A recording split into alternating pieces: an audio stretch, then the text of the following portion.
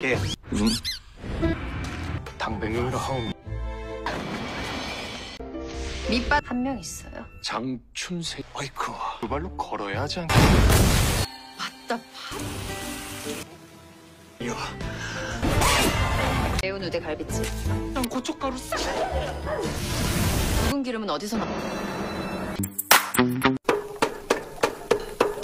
Jiong meluapkan kemarahannya dengan memukul-mukul ikan batu bara kering sampai halus. Gilgem dan dua koki senior lainnya jadi takut melihat tingkah aneh Jiong ini. Usut punya usut, ternyata Jiong tidak terima dirinya dicium paksa oleh Raja Lee Hyun sewaktu dirinya sedang mabuk tadi malam. Pagi itu, Jiong mengantarkan sarapan pagi sang raja dengan raut muka sebal dan kata-kata ketus. 안 찔리시겠지만요. Sang raja bertanya, apakah terjadi sesuatu tadi malam? Jiong semakin kesal karena ternyata Raja Lee Hyun tidak menyadari kesalahan apa yang diperbuatnya. Dia hendak beranjak pergi tapi dicegah oleh Raja Lee Hyun. Raja Lee Hyun memaksanya untuk menjelaskan kenapa Jiong bersikap aneh padanya. Jiong pun berterus terang bahwa Raja Lee Hyun bukanlah tipe cowok idamannya. Oleh karenanya, sang raja hendaknya jangan terlalu berharap Jiong mau menjadi kekasihnya. Mendengar ini, jelas Raja Lee Hyun tidak terima. Dia balik mengatakan bahwa alasan sang raja mengangkat Jiong menjadi kepala koki istana adalah karena raja sama sekali tidak menganggap Jiong sebagai wanita. Aduh, Jiong ini ya, raja dilawan. Meski begitu, ketika Jiong menasihati Raja Lee Hyun agar menjaga sikapnya ketika mabuk-mabukan di malam hari, Raja Lee Hyun terlihat nurut-nurut saja, macam suami takut istri, guys. Hahaha, kayaknya si Raja Tiran ini sudah ketemu pawangnya ya, guys. Jiong berjalan keluar kamar sang raja sembari terus menggerutu. 어이없네 진짜. 뻔한 거 아니야? 사과까진 바. Tiba-tiba, dia dikagetkan oleh Kong Gil. 누구시죠? 저 알아요? 공길?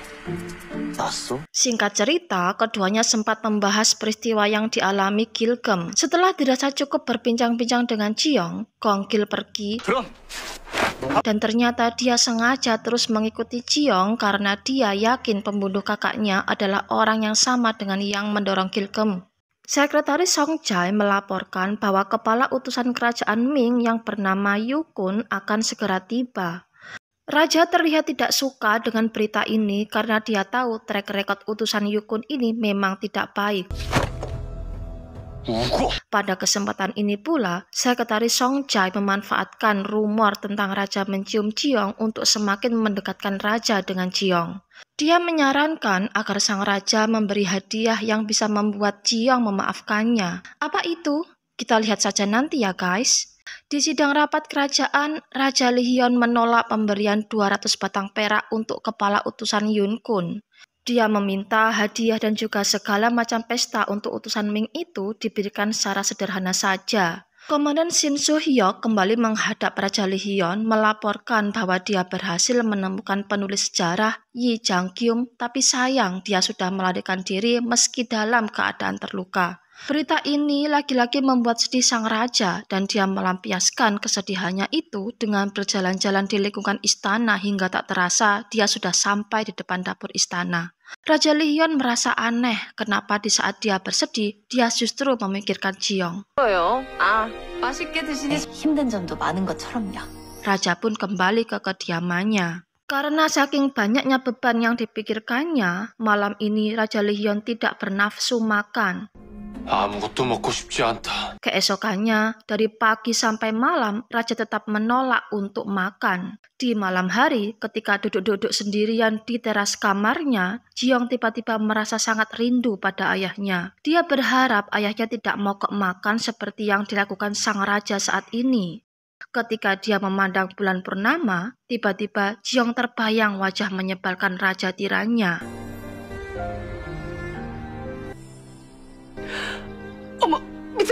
Di tempat lain, ternyata Raja Lee Hyun juga sedang memandang bulan purnama. Tiba-tiba, dia merasa perutnya lapar dan bersamaan itu pula, dia teringat dengan Jiong.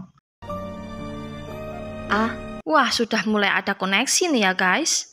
Raja pun meminta Kasim Changseon untuk menyiapkan makan malamnya. Jiong dengan wajah sumringah memasuki kamar Raja Lihyun dan tentunya sembari membawa makan malam sang raja. Mata Raja Lihyun terus memandang kemana Jiong melangkah.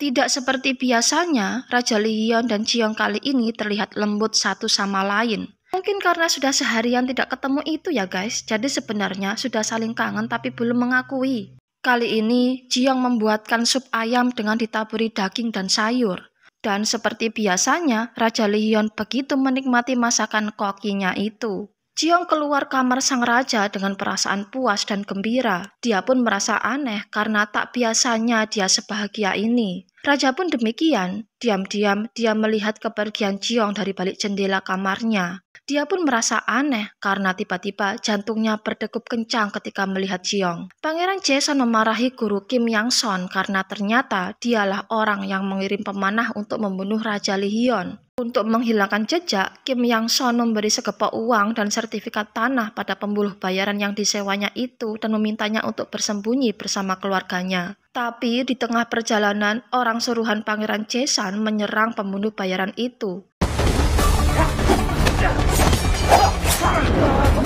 Beruntungnya, pembunuh bayaran itu berhasil melarikan diri meski dengan tangan terluka. Yang mengejutkan guys, pembunuh bayaran itu ternyata adalah Gong Gil.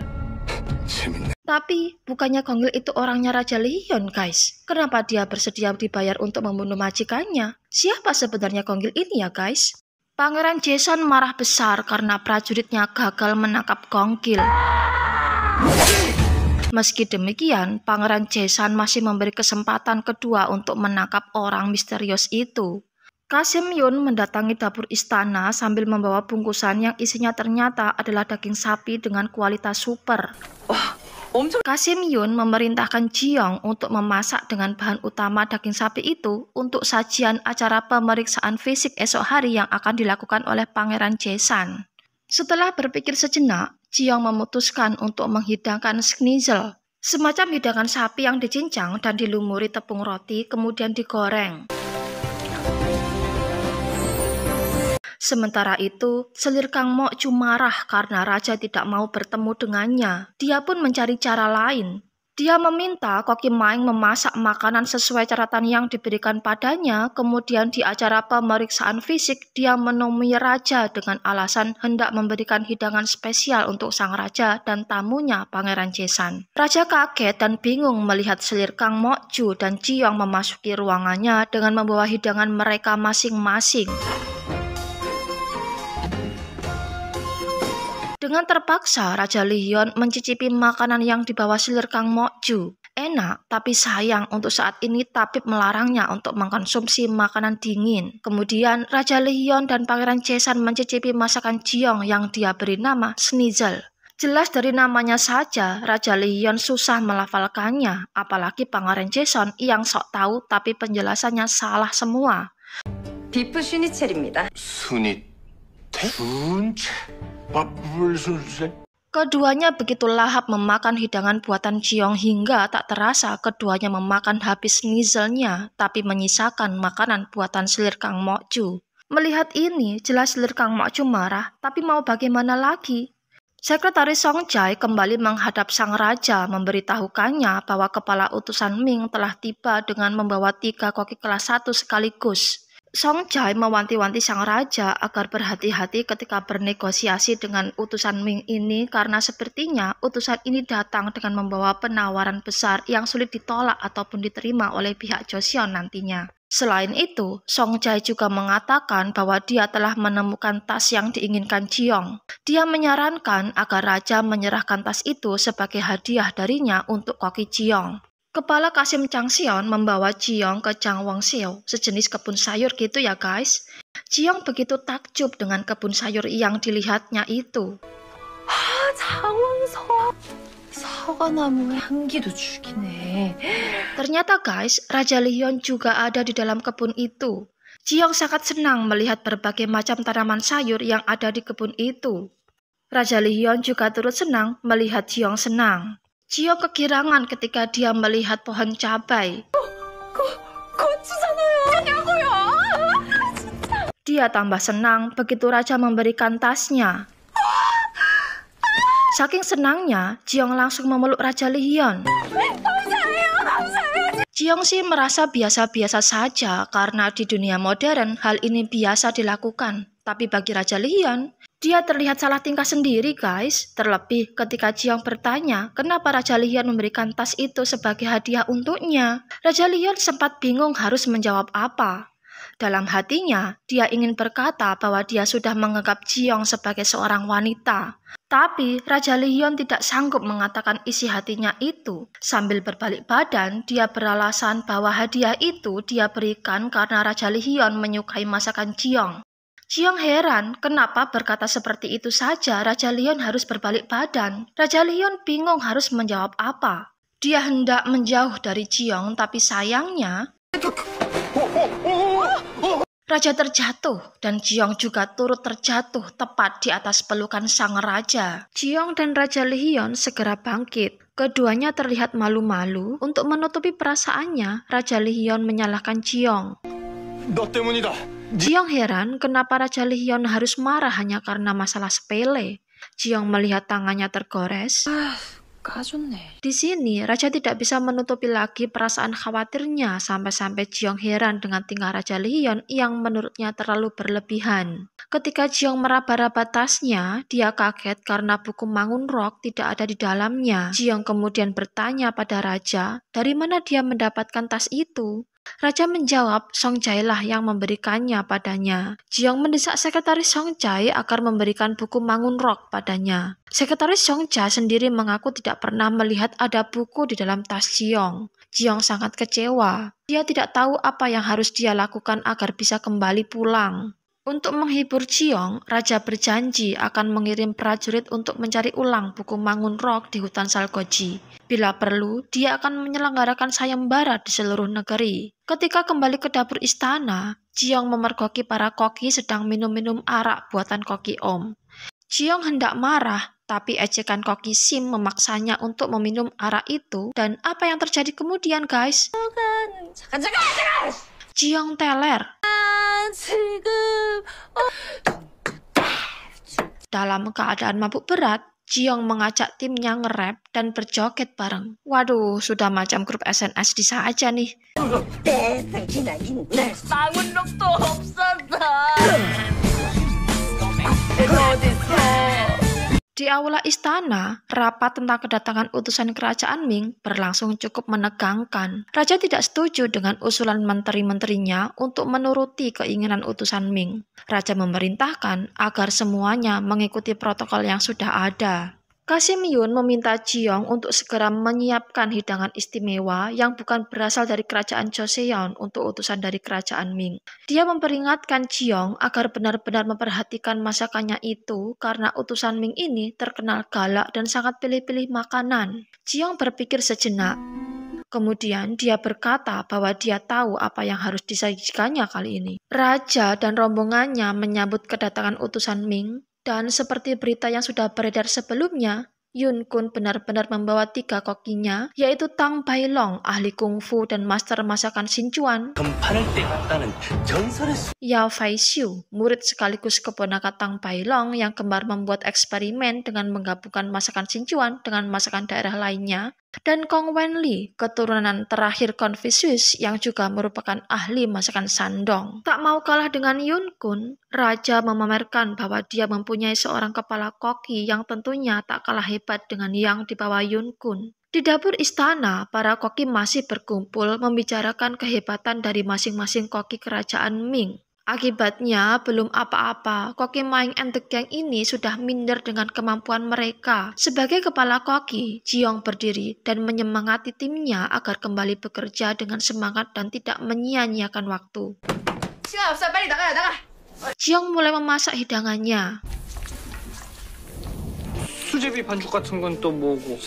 구기자차에 버터를 넣어서 만든 Raja dengan tegas menolak upeti yang diajukan Yun Kun. Dia meragukan bahwa apa yang diminta Yun Kun ini adalah suruhan Kaisar Ming. Yun Kun marah, tapi beruntungnya tidak terjadi perdebatan karena Jiong datang di waktu yang tepat. Hidangan disajikan. Melihat bentuknya yang aneh, Yun Kun pun bertanya makanan apa yang ada di hadapannya itu. Jiong menjelaskan bahwa itu adalah makaron, roti khas Perancis yang rasanya manis yang bisa menghilangkan rasa lelah dan lapar karena perjalanan yang panjang. Yun Kun meminta ketiga kokinya mencoba makanan buatan Jiong ini.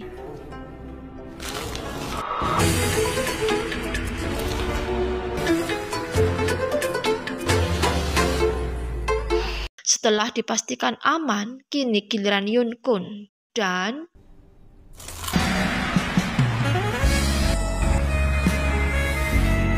Raja Lion juga turut mencicipi makanan itu.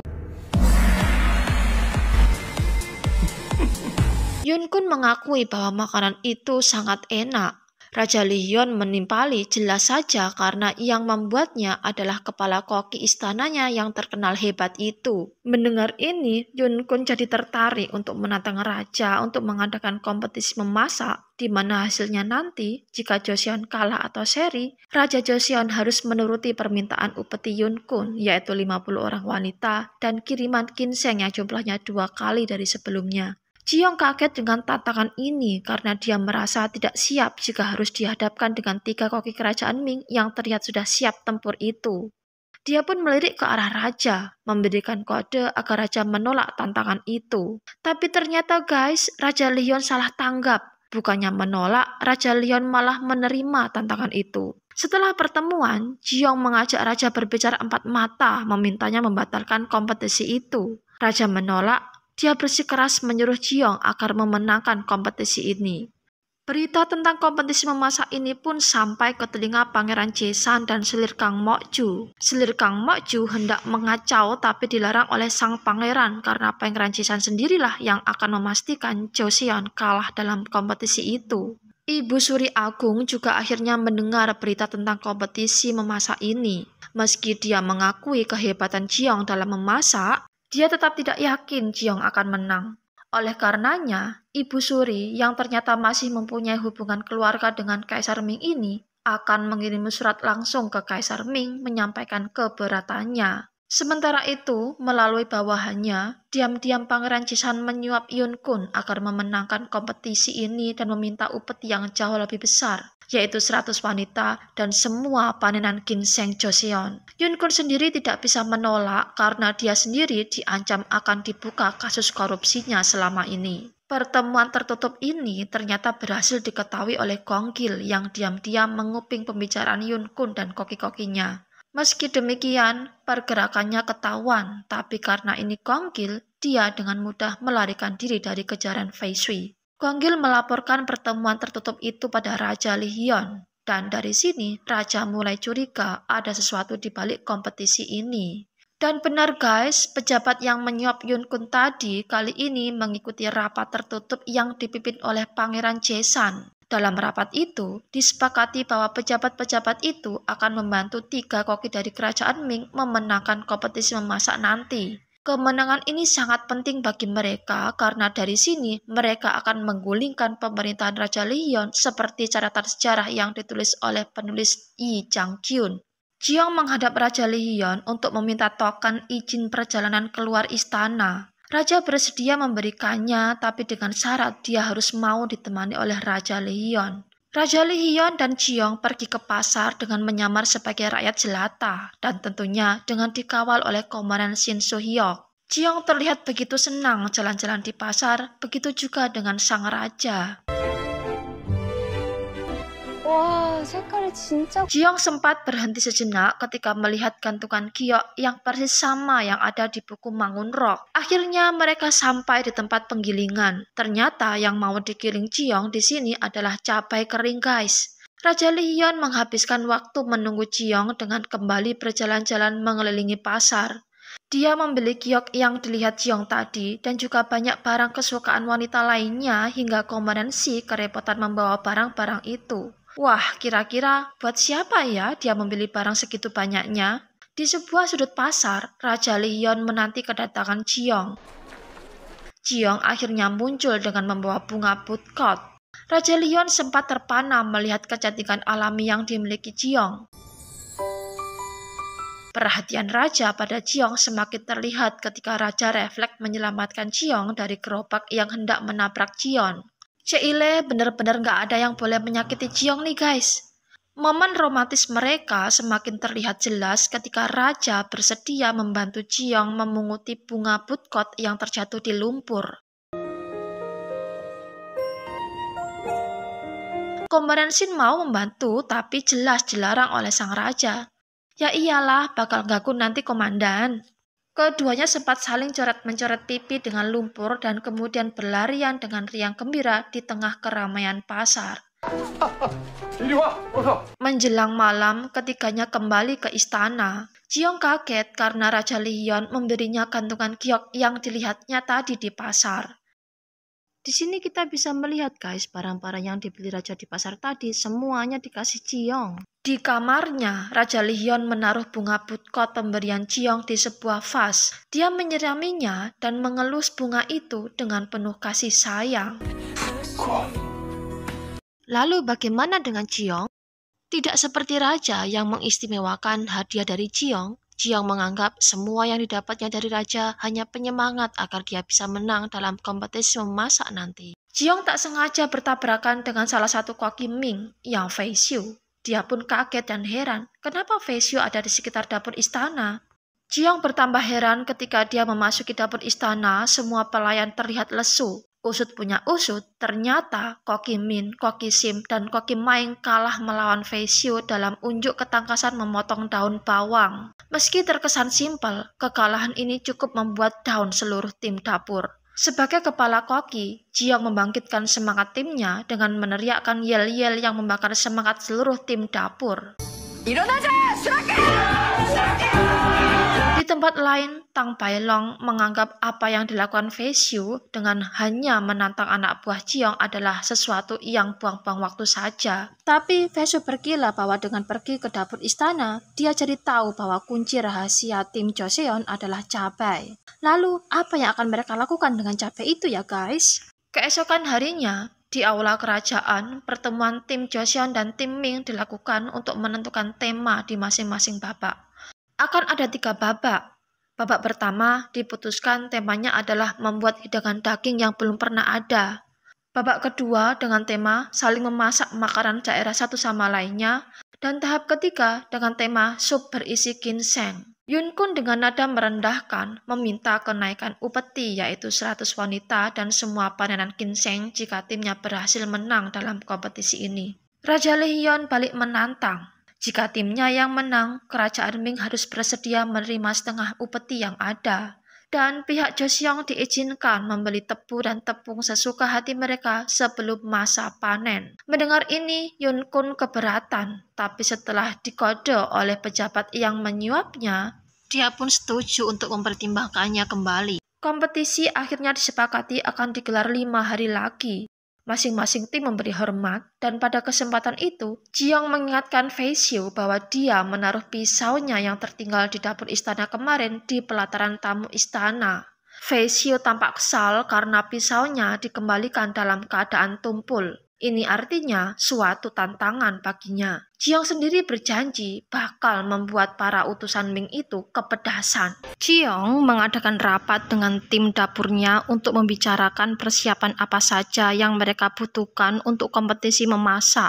Taktik yang digunakan Jiong adalah mempersiapkan bahan untuk tema ketiga terlebih dahulu. Cukup aneh bagi anggota timnya, tapi Jiong beralasan kemenangan justru ditentukan di babak ketiga dan biasanya di babak inilah peserta kompetisi malah kehabisan ide dan tenaga. Kunci dari masakan ketiga Jiong ini adalah di panci presto. Masalahnya di zaman itu belum ditemukan panci presto. Lalu apa solusinya? Jiong menghadap Raja Lihyun meminta bantuannya agar dicarikan orang yang bisa membuat panci presto sesuai dengan rancangan yang dibuatnya. Raja bingung juga ya nurutin permintaan Jiong ini. Jiong mengusulkan agar dipertemukan dengan Panglima Jang Yongsil, sang penemu jam matahari. Tapi sayang, Panglima itu sudah dibuang oleh Raja Lihyun kayaknya guys. Tapi dia nggak mau ngaku guys. Kasim Changseon mengusulkan agar Jiong menemui keponakan Jang Yongsil yaitu Jang Chun Saeng. Karena kemampuan orang ini juga kurang lebih sama dengan pamannya. Sayangnya, orang ini juga sudah diusir dari istana karena membuat ledakan. Jadinya, untuk menemui orang ini, Jiong harus pergi ke lembah Nunsan. Raja Lehion jelas tidak mengizinkan kalau Jiong keluar istana lagi. Tapi, Jiong terus merengek pada Raja Lehion hingga mau gak mau Raja Lehion memberi izin pada Jiong. Dengan menyamar sebagai pria, Jiong pergi dengan ditemani oleh sekretaris Songjai. Raja Lehion kelihatan jealous banget nih guys. Melihat Songjai berjalan berdampingan dengan Jiong, dia melihat Songjai ini lagaknya sok perhatian dan akrab sekali dengan Jiong. Padahal guys, aslinya Songjai ini risih sekali dekat-dekat dengan Jiong karena dia bakal ditanyai terus tentang buku Mangunrok sama Jiong. Songjai membujuk Jiong agar tidak pulang ke tempat asalnya karena raja sudah sayang sama dia. Jadi, mestinya Jiong memanfaatkan peluang ini. Tapi lagi-lagi, Jiong tidak mau terpengaruh dengan bujukan Songjai. Ketika keduanya asik ngobrol, tiba-tiba Konggil si pelawak Tamfan muncul guys. Dan yang lebih mengejutkan, Raja Lehion juga sudah berdiri di belakang mereka. Raja memaksa Songjai untuk balik ke istana, mengkondisikan agar istana tidak geger karena kepergian sang raja. Aduh, puyeng juga nih Songjai ya. Jiong and the gang akhirnya sampai di depan pondok Chang Chun Saeng. Ada peringatan di pagar rumah Chun Saeng yang intinya orang yang hendak masuk disuruh berhati-hati. Tapi dasar Raja Lehion yang terbiasa saenake dewe, dia tidak memperdulikan peringatan itu. Main asal masuk saja guys, gak pakai assalamualaikum. Dan akhirnya sebuah alat yang mirip meriam menghamburkan Jipang dengan diikuti suara ledakan sangat keras. Kemudian, seorang pria gendut keluar pondok dengan tertawa puas melihat alatnya bekerja dengan baik. Raja memarahi pria itu, tapi Jiong segera mencegahnya. Kemudian, Jiong memperkenalkan diri pada Chun Saeng bahwa dirinya adalah kepala koki istana. Tapi Chun Saeng tidak mempercayainya karena dia tahu Jiong adalah wanita. Jiong dan Konggil berusaha dengan segala cara mendekati Chun Saeng, tapi Chun Saeng sudah kadung tidak suka dengan sikap angkuh Raja Lehion dan Komandan Suhyok.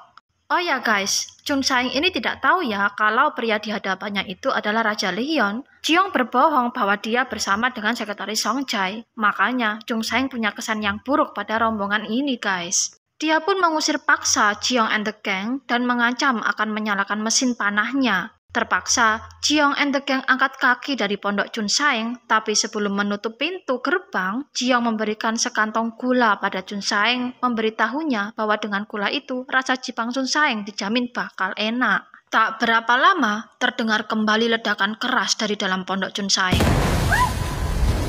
Jiong menanyai Chun Saeng, apakah rasa Jipangnya lebih enak sekarang? Dari sini, Chun Saeng baru percaya bahwa Jiong benar-benar kepala koki istana. Kemudian, keduanya berbicara empat mata, yang intinya Jiong meminta bantuan Chun Saeng untuk membuatkannya panci presto sesuai gambar yang dibuatnya. Tapi sayang, Chun Saeng tidak bersedia meski sudah dijelaskan bahwa panci presto itu bakal digunakan untuk kompetisi memasak melawan kerajaan Ming. Usut punya usut guys, ternyata Chun Saeng ini kapok kalau dia nanti bakal dibuang lagi setelah tidak dipakai istana. Akhirnya, Jiong keluar pondok dengan hasil nihil. Sementara itu di istana, Pangeran Jesan mulai menyusun taktik dengan kelompoknya untuk menggagalkan kompetisi ini. Apa yang akan dilakukan oleh Sahroni ini ya guys? Ya Fei Xiu juga kelihatannya mulai bermain licik. Dia menyuap Pangeran Jesan agar bisa mendapatkan bahan rahasia Jiong. Apa itu ya guys? Di dapur istana juga tak kalah heboh. Para koki mengintip koki Maeng yang terlihat mengajari Gilgem memotong dan mengiris bahan makanan dengan sangat keras. Ada apa ya guys? Kembali ke Jiong. Jiong dan rombongannya terpaksa menginap di gazebo di depan pondok Chun Saeng. Hingga tengah hari, mereka masih belum beranjak dari sini. Terlebih, mereka terjebak oleh hujan. Dalam situasi seperti itu, tiba-tiba Konggil nyeletuk ingin makan pajeon.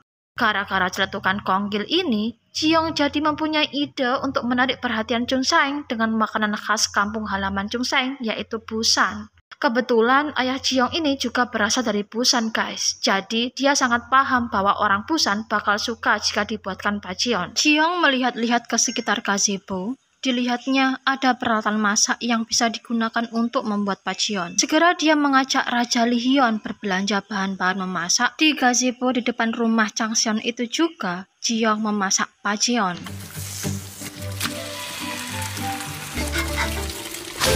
Seketika itu juga, bau sedap pajeon buatan Ji-young tercium oleh Chun Saeng. Chun Saeng keluar mengikuti asal bau pajeon itu.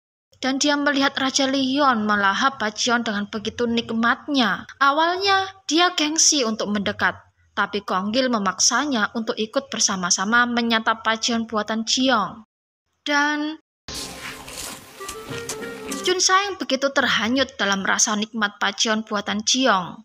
Trik Ji-young berhasil. Chun Saeng bersedia membuatkan panci presto sesuai dengan rancangan Ji-young. Untuk mempercepat kerjanya, Raja Lee Hyun memerintahkan Kong Gil untuk membantu kerja Chun Saeng. 거푸집 대령이요. 이거 대령 수수와 도순씨도. Sementara Ji-young dan Raja Lee Hyun pergi mencari bahan-bahan alami lainnya sembari menunggu selesainya pesanan panci presto mereka. Di istana, pejabat Sun melakukan pertemuan diam-diam dengan utusan Yun Kun. Pada pertemuan ini, pejabat Sun memberitahu utusan Yun Kun bahwa kemungkinan besar kompetisi tidak akan pernah dilangsungkan karena sang koki istana tidak akan pernah kembali ke istana. Tanpa sepengetahuan keduanya, koki Tang Bailong menguping pembicaraan keduanya dan dia juga bisa memahami maksud pembicaraan itu meski pejabat Sun dan Yun Kun berbicara dalam bahasa Korea. Koki Om dan Koki Maeng berjalan menuju wisma mereka. Di tengah perjalanan, tiba-tiba keduanya berhenti karena mereka melihat ada sosok serba hitam mendekat ke arah mereka. Sosok itu memberikan surat dan dia juga memperingatkan bahwa kepala koki istana mereka dalam keadaan bahaya. Koki Om dan Koki Maeng menduga sosok itu adalah salah satu Koki Ming. Tapi anehnya, ternyata dia bisa berbicara Korea. Koki Om dan Koki Maeng memberikan surat itu pada Kasim Chang Seong. Kasim Chang Seon memberikan surat itu pada sekretaris Song Jae, dan setelah dicermati, ternyata surat itu berisikan peringatan bahwa kepala koki istana dalam keadaan bahaya. Sekretaris Song Jae segera berangkat menuju pondok Chung Saeng dengan membawa satu regu pasukan berkuda. Chung Saeng dan Kong Gil akhirnya bisa menyelesaikan panci presto pesanan Ji-young. Tak lama kemudian, Raja Lee Hyun dan Ji-young tiba. Ji-young begitu puas dengan hasil karya Chun Seong. Seusai menyelesaikan pembayaran, rombongan segera angkat kaki dari wisma Chun Seong. Tapi tiba-tiba alarm tanda bahaya pondok Chung Saeng berbunyi. Chung Saeng mengintip keluar dan ternyata rumahnya sudah dikepung oleh banyak pembunuh bayaran. Semua menjadi panik. Komandan Sohyo keceplosan memanggil Raja Lee Hyun Paduka. Chun Saeng mendengarnya dan dia pun kaget. Menyadari ada seorang raja di rumahnya, dia pun bergegas mengeluarkan semua pedang dan segera menghidupkan meriamnya. Gerbang dibuka dan pertarungan pun tak terhindarkan.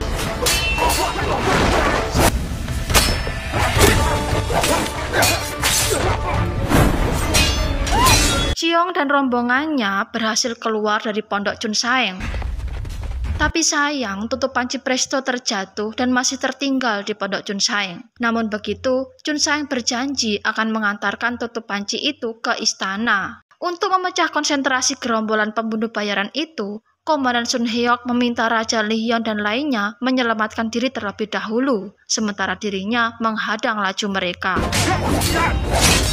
Kong Gil memutuskan untuk berpisah dengan Raja Lee Hyun dan Ji-young untuk mengelabui gerombolan pembunuh bayaran itu.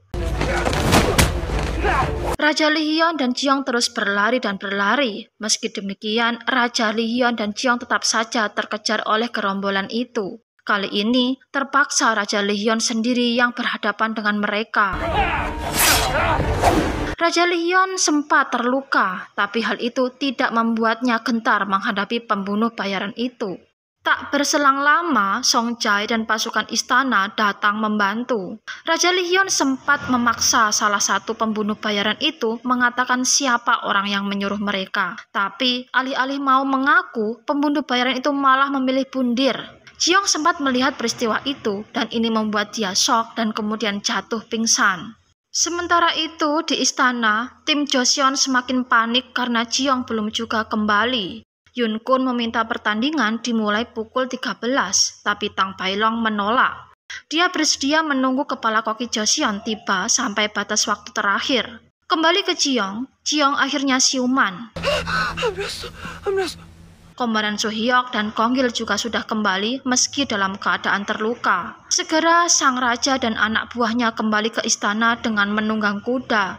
Dan ketika jarum jam hampir menyentuh jam 15, sang raja dan krunya sudah tiba di depan aula istana. 도착했구나. Mereka pun disambut oleh para pejabat istana dan juga para utusan dari kerajaan Ming. Raja Lee Hyun berjalan memasuki aula kerajaan. Tak lama kemudian, babak pertama kompetisi memasak antara kerajaan Joseon dan kerajaan Ming dengan tema membuat menu baru dengan bahan utama daging pun dimulai. Jiyoung memilih daging sapi sebagai bahan utama. Sementara tim Ming memilih daging ayam sebagai bahan utama mereka. Jiyoung merebus daging sapi dengan dibumbui garam saja.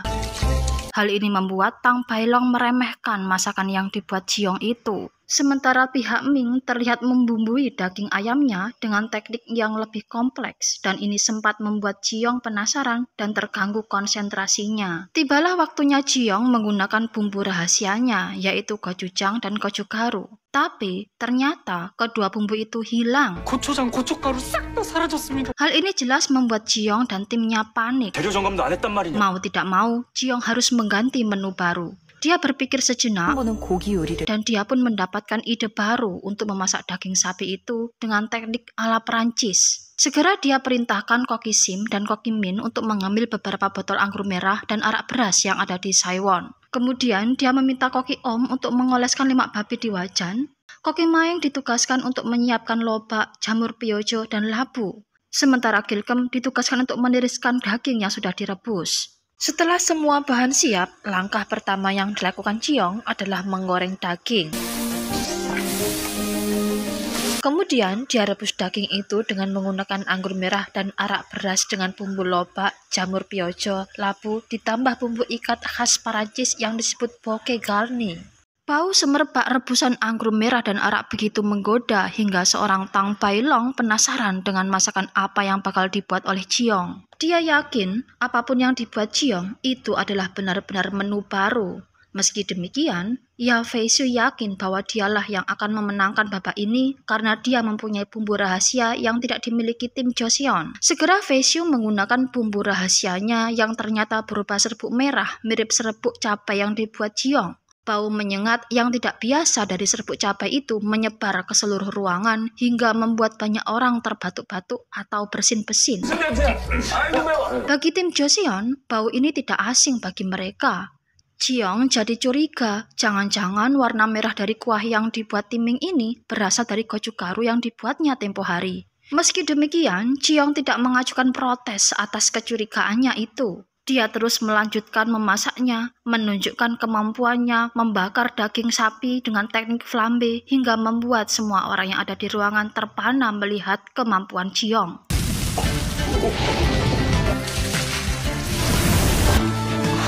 깊고 묵직한 맛의 부르기뇽에 시한 식감을 살려주고 은한 단맛을 더한 다음 Makanan dari kedua tim akhirnya siap disajikan 올려주면 dan waktu pun habis.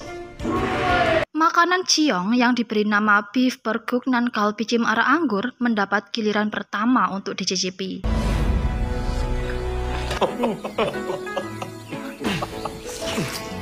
Raja Lee Hyun dan Yun Kun mengakui bahwa daging sapi masakan Jiyoung begitu lembut hingga ketika dimakan daging itu serasa meleleh di dalam mulut mereka. Meski mengakui masakan Jiyoung enak, Yun Kun tidak menganggap masakan Jiyoung ini adalah menu baru karena menu itu hanya kalbi cim biasa. Tapi Jiyoung yakin bahwa menu yang dibuatnya belum ada di zaman ini di kawasan timur karena menu itu muncul pertama kali di Perancis. Berikutnya, waktunya mencicipi masakan tim Ming yang diberi nama Gyeojong. Raja Lee Hyun dan Yun Kun langsung kepedasan, tapi anehnya rasa itu begitu nagih.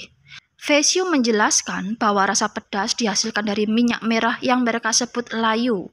Tiba waktunya penilaian. Raja Lee Hyun memberi skor 7, Song Jae memberi sinyal pada Raja bahwa Yun Kun hanya memberi skor 4 pada tim mereka. Ketika skor akan diumumkan, tiba-tiba Jiyoung menyela. Dia meminta izin untuk mencicipi masakan Fei Shui.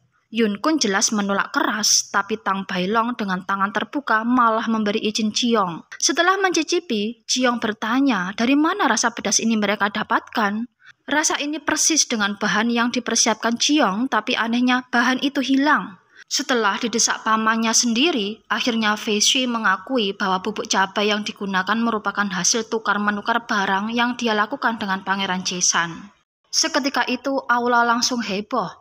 Pangeran Jaesan membela diri bahwa dia menganggap bubuk cabai yang dibuat Jiyoung adalah bahan asing dan tidak bernilai. Oleh karenanya, dia berinisiatif menukar bubuk itu dengan hujia, bahan yang dibawa Fei Shui yang lebih bernilai daripada goju garu milik Jiyoung. Tang Bailong kecewa dengan cara licik yang dipakai Fei Shui. Dia memutuskan untuk mengalah di babak pertama ini.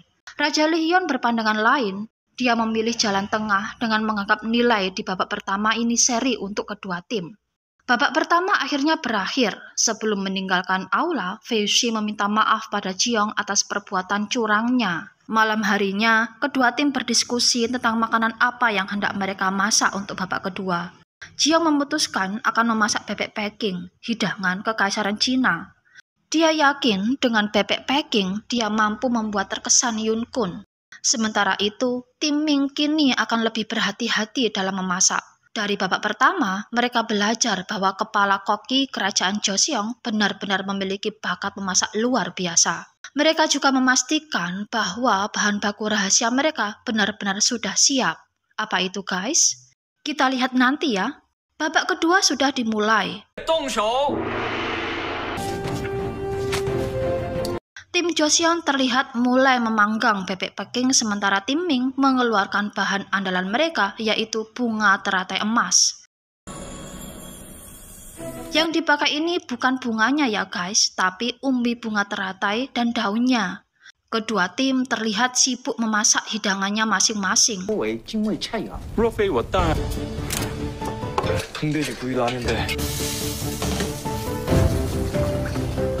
Setelah bebek terpanggang sempurna, Jiyoung menyiram bebek panggang itu dengan minyak panas agar penampilan kulit bebek itu semakin menggoda dan juga rasanya semakin crispy. Kini waktunya untuk mengambil kulit bebek. Jiyoung jelas tidak bisa karena tangannya yang tempo hari terkena panci presto belum benar-benar pulih. Koki Om ternyata juga tidak bisa. Begitu juga dengan koki-koki yang lainnya. Wah, tim Joseon kelihatan panik hanya karena tidak ada yang bisa menguliti bebek panggang mereka. Hal ini jelas ditertawakan oleh Yun Kun.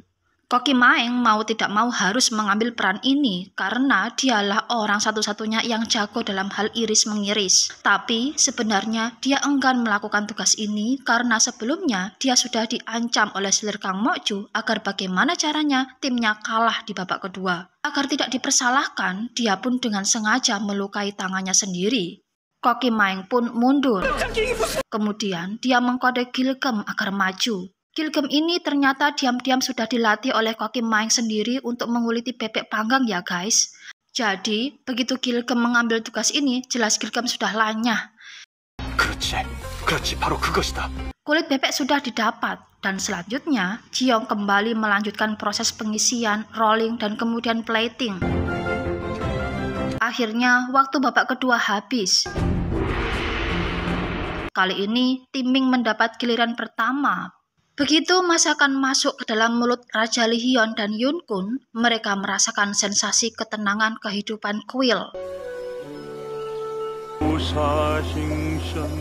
Bagaimana bisa ya guys? Ternyata Tang Bailong ini pernah belajar di beberapa kuil di kerajaan Joseon untuk menemukan kenikmatan sejati. Dari perjalanan belajar pada biksu-biksu itu, Tang Bailong menjadi fasih berbahasa Korea dan hal ini baru diketahui oleh Yun Kun.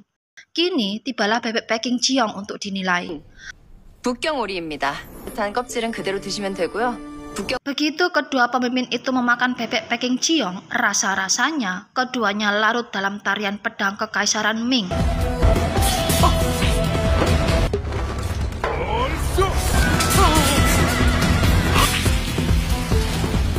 Bebek packing buatan Jiong ini begitu nikmat dan keduanya kompak mengakui bahwa bebek packing ini adalah makanan terenak di dunia.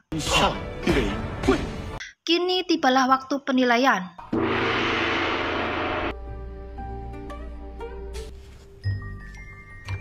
Sayangnya, kali ini Song Jae gagal mengintip berapa skor yang diberikan oleh Yoon Kun untuk tim Joseon. Lalu, kira-kira berapa ya Yoon Kun memberi nilai tim Joseon, guys?